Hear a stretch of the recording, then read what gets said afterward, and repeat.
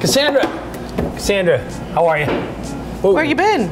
Well, you know, here we are in the Strip District and feeding the meter, you know, kind of thing. Feeding the meter.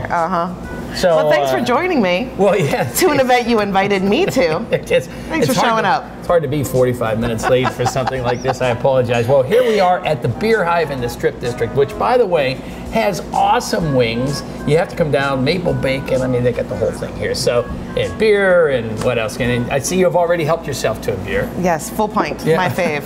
There you go. So, this is Yakkin with you, Jagoff, and you are a big wig when it comes to black and gold. You are the executive director, owner, you just amplified my title. I love it. Of the blackandgoldgirls.com. Yes. We started a little space for women to be the fans that they are. Yeah. In Pittsburgh sports in 2009. I don't know if I'm a bigwig, but I am a co-founder. Yeah. So give us a background on what blackandgoldgirls.com does. I mean, you guys do fundraising, you're involved in sporting stuff. I mean, you guys, hundreds of thousands of followers from all over the world. Yeah, it's been tremendous. It's been super fun.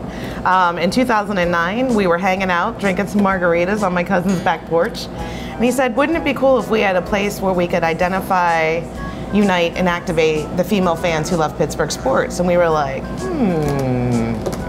that's interesting. So we started a little Facebook page and started having conversations. And what we really wanted to do was give women a platform to be any kind of fan that they are. If you know the game in and out, you're welcome. If you think someone has a hot behind in a uniform, you're welcome. So really, I think what we've learned is that female fans in Pittsburgh sports are super knowledgeable and can take most men to task. Unfortunately, what happens in the general media, I think, locally at least, you know, our voices aren't necessarily welcome, or the calls that get put on the air aren't necessarily representative of who we are as women and sports fans in Pittsburgh. So you hate those phone calls where you go, my name's Nancy. I cringe. I just cringe. I cringe, but Nancy's still welcome, and Nancy's definitely still a black and gold girl because she's paying attention and she's listening and she's always welcome. So it's not, you know, we don't discriminate based on what you know or don't know. We welcome everybody. But the thing is, we want to give you a space, or you're following along in the game and you're jacked because we just got picked off for a pick six. Tell us about it. Tell us how you're feeling. Tell us what you're drinking during the game. What'd you make for dinner? Who's over at your house? Like, it's a little bit of everything. So I think where we started is just a fan group. We've kind of started transitioning into more of a lifestyle brand. And because, you know, being a sports fan is a part of who I am, it's not all that I am, although I'm probably a little bit more than everybody else, because if you look at my closet, I have black, I have gold. I have black, I have gold. I have a drawer for the Penguins, a drawer for the Pirates, a drawer for the Steelers. So, but I'm not unique in that. So we once pulled our fans and said, hey, well, you know, do you have drawers? And they're like, I have my closet and 7 drawers, you know. So it's not unique, but it's definitely fun.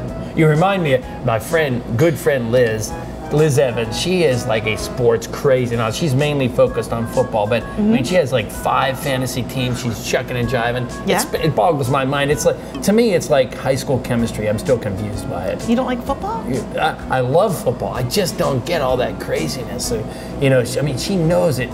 She probably knows it like Chuck Mulway. Let me tell you a funny story. So let me tell you how I fell in love with football. My dad, genius. Every Saturday we had to watch football. And he came up with a game for me and my sister, who's 1 year older than me. And what he would do is he would watch the games with a roll of quarters. And whenever there was a whistle on the play and a flag was thrown, whoever called the penalty right with whatever hand signal went with it got the quarter. Really? That's how my dad kept us quiet and taught us the game of football. So that started when we were little. Like, I think we started playing that game when I was maybe 5. So football comes real easy when you learn it, you know, with your dad, and he's explaining the difference between, you know, the difference between penalties. It was kind of a neat way, because obviously most women never play the game. Yeah. Now, what are your thoughts on female sports commentators? They never played the game, but they can be knowledgeable, right? Oh, absolutely. I think when women sports commentators are there to give their opinion and not there for the men that are watching, I'm all in. And I think the NBA did that right, but I don't think the other leagues do it so well. So I don't know that there's a whole level of respect there, and I don't know that men will ever wrap their heads around it or really even want to hear what a woman has to say. But I think that there are many women who are very knowledgeable that can definitely contribute. Now, here's the deal: is I want to challenge you. I like the quarter game. I need some quarters for the meter anyway. Yeah. You know, so thanks for joining me. I like to play the quarter game. Okay. I like you to test my knowledge. All right. Okay. All right. Let's do it. Okay. This is something that everybody should know. What do you call it when an offensive player moves before the snap? It's offsides. False. Okay. So Number two. I don't. It's still Number no money two. for the meter. What is the signal when an offensive player gets tackled with the ball in their own end zone? You seriously don't know this? Yeah, I don't know it. You don't know it? I don't know it. All right, come on. All right, John, you got to get this one right. More. One Come on, more. I feel it. What's the penalty for hitting a player helmet to helmet? Excuse me.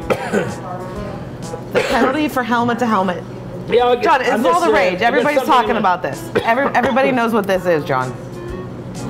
John. Yeah. Are you serious? I mean, what? You're texting? No. I'm checking my time on the meter. You want to know? I'm checking my time on the meter. You're texting Liz, another girl, awesome, and you're asking her, look, proof. What is the penalty? Seriously, John? You're cheating? I got nothing. You Jagoff.